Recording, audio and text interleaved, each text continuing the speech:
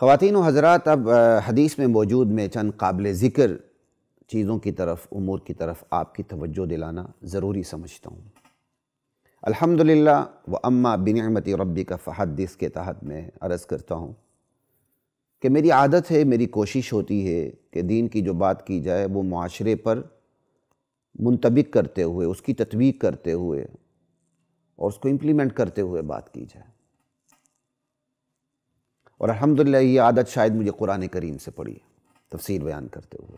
تو حدیث میں بھی انشاءاللہ مجھے امید ہے کہ اللہ میرے اسی رویے کو برقرار رکھیں گے، اس میں ترقی دیں گے۔ تو حدیث میں آج کے حالات کے پیش نظر حدیث سے جو ہمیں رہنمائی ملتی ہے، میں اس کی طرف آپ کی توجہ دلانا ضروری سمجھتا ہوں۔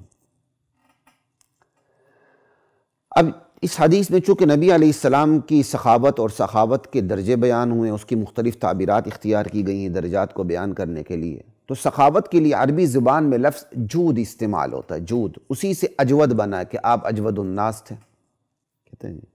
اب سوال یہ کہ جود کہتے کس کو ہیں؟ ہم تو بڑی آسانی سے اسے اردو میں تعبیر کر دیتے ہیں سخاوت، ٹھیک ہے، لیکن جود کو ڈیپلی جب عربی گرامر میں دیکھا جائے، عربیت کے حوالے سے دیکھا جائے ڈیپلی جود کو، تو جود کہتے ہیں اعطاء ما ینبغی لمن ینبغی، جو چیز جس کے لیے مناسب ہو وہ چیز اسے دے دینا، اسے جود کہتے ہیں۔ اس پہ توجہ رکھیے گا، میں نے اسی پہ بات کرنی ہے۔ جود کسے کہتے ہیں؟ اعطاء ما ینبغی لمن ینبغی، جس کے لیے جو چیز مناسب ہو اسے وہ چیز عطا کر دینا، یہ جود ہے، جسے ہم اردو میں اردو میں استعمال کر لیتے ہیں سخاوت، ٹھیک ہے۔ نبی علیہ السلام کی عطا میں اس پہلو کا لحاظ سب سے زیادہ ہوتا تھا،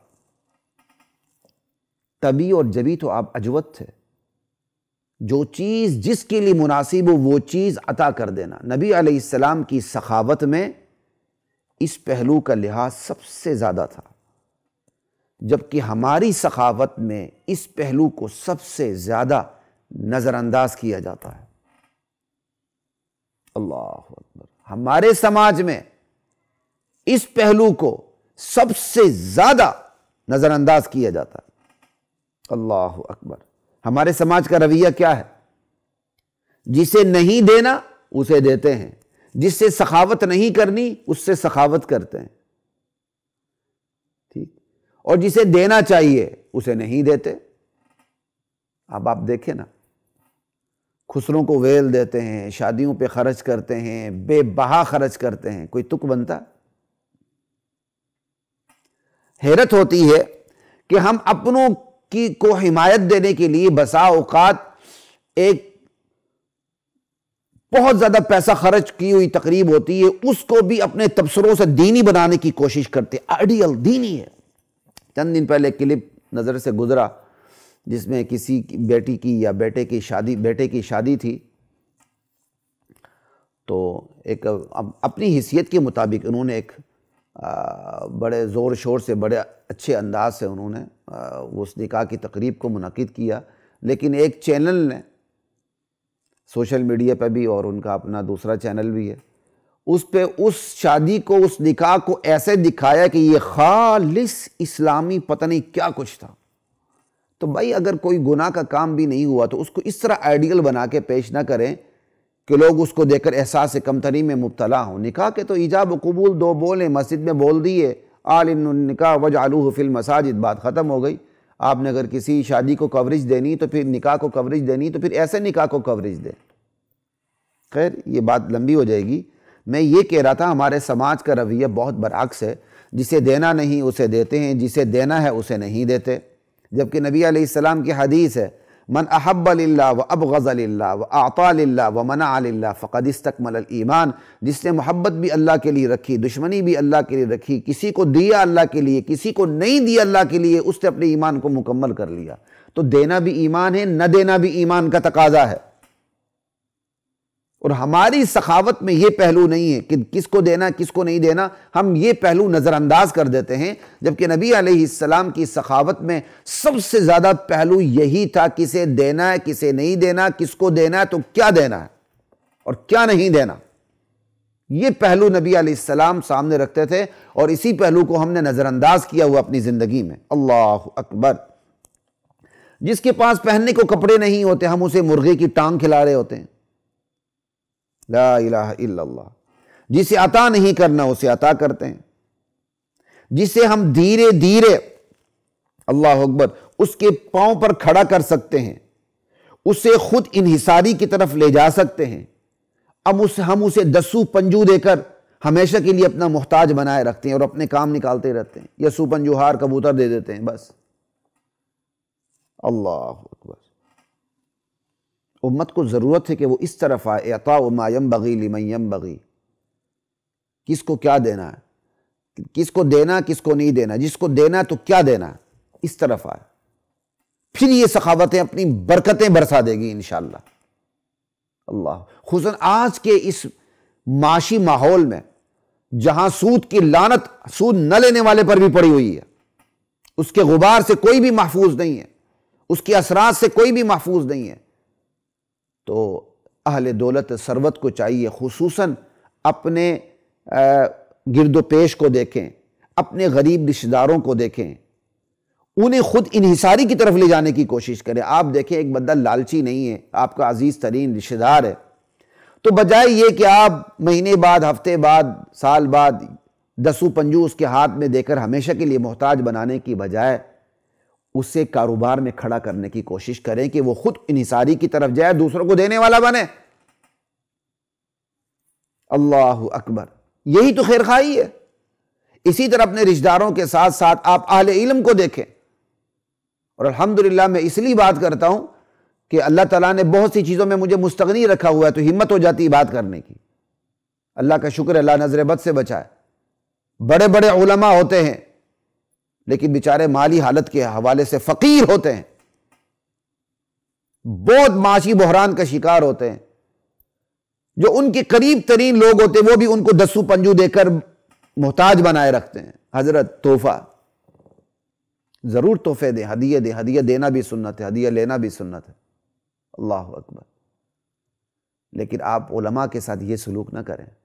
اگر اللہ تعالیٰ نے آپ کو حیثیت دی ہے، آپ سمجھتے ہیں کہ یہ عالم معاشی بحران سے نکلے، تو اعطاء ما ينبغي لمن ينبغي ہے نا، جود کہتے ہیں اس کو، اس کو کیا چیز دینا ہے، اس عالم کو اس کے پاؤں پہ کھڑا کرنے کی کوشش کریں کہ وہ خود انحصاری کی طرف قدم بڑھائے کر وہی عالم لینے والا نہ بنے، دینے والا بنے۔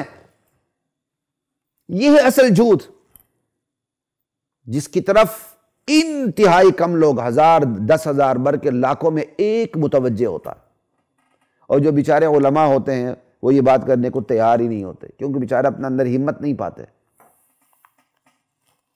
غیرت کی وجہ سے، حمیت کی وجہ سے، شرم و حیا کی وجہ سے۔ انشاءاللہ شاید اسی حدیث میں یا آگے جا کے اس پہ تھوڑی سی بات مزید آئے گی۔ اسی طرح آپ یہ دیکھ لیں، آج ہماری جو نام نہاد اسلامی ریاستیں ماشاءاللہ، جس میں ہم بھی شامل ہیں، نام نہاد اسلامی ریاست ہے نا، اس اسلامی ریاست میں سود بھی حلال ہے، اس اسلامی ریاست میں مجرا بھی حلال ہے، اس اسلامی ریاست میں ٹرانسجنڈر ایکٹ بھی حلال ہے۔ نام نہاد اسلامی ریاستیں سخاوت کے نام سے پیسے مفت کس کو بانٹتی ہیں؟ وہ ہمارا پیسہ ہے، ریاست کا پیسہ ہمارا پیسہ ہے، لیکن ہمارا پیسہ ریاست کن کو بانٹتی ہے؟ اداکاروں کو، اداکاراؤں کو، فنکاروں کو، فنکاراؤں کو، گلوکاروں کو، گلوکاراؤں کو، جن کی زندگیاں نسلوں کو بگاڑنے میں لگ گئیں، آج وہ بڑھاپے کی دہلیز پر پہنچ گئیں۔ آج وہ گلوکار، اداکار، فنکار تو ٹمکار جو بھی ہیں بڑھاپے کی دہلیز پر پہنچ گئے، نسلوں کو بگاڑتے ہوئے، ان کی اخلاقیات کو تباہ و برباد کرتے ہوئے، یا بیماری کے شکنجے میں وہ پھنس گئے۔ تو اب ماشاءاللہ اسلامی ریاستیں پاکستان سمیت کیا کرتی ہیں؟ ان کے سابقہ اعمال پر بطور انعام و اکرام ان کو نوازنا شروع کر دیتی ہیں۔ اللہ اکبر۔ جن کی نسلیں جن کی زندگیاں قوم کو بگاڑنے میں لگ گئیں، آج اسلامی ریاستیں، آج ہماری ریاست ہمارا پیسہ اٹھا کے ان کو دیتی مفت میں۔ ماشاءاللہ، خدا کی قسم سینہ چرتا ہے جب میں یہ دیکھتا ہوں۔ اور اس کے مقابل ہوتا کیا ہے؟ جن کی زندگیاں نسلوں کو بچانے میں لگ گئیں، اخلاقی بگاڑ کو درست کرنے میں لگ گئیں، ریاست کو دینی اور دنیاوی حوالے سے اوپر اٹھانے میں لگ گئی، ریاست انہیں فراموش کی رکھتی، ریاست انہیں فراموش کر دیتی ہے۔ چلیں اگر ریاست ان لوگوں کو فراموش نہ کرے تو وہ گلوکار اداکار جو آج بیماری میں جکڑ چکے ہیں اور بڑھاپے کی دہلیز پر پہنچ چکے ہیں، ان کی بھی مدد ہو جائے تو کوئی سمجھ میں آتی ہے بات۔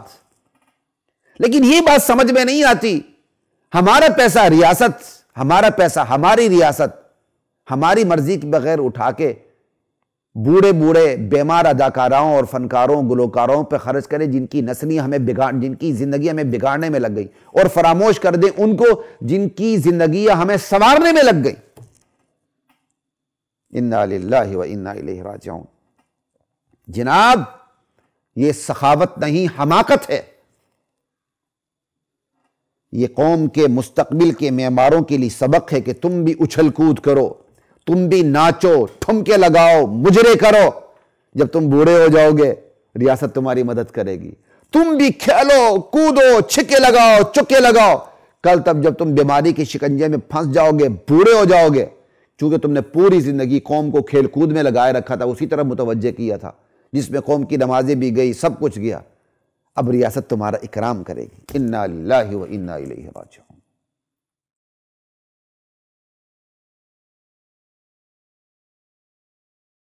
وَلَقَدْ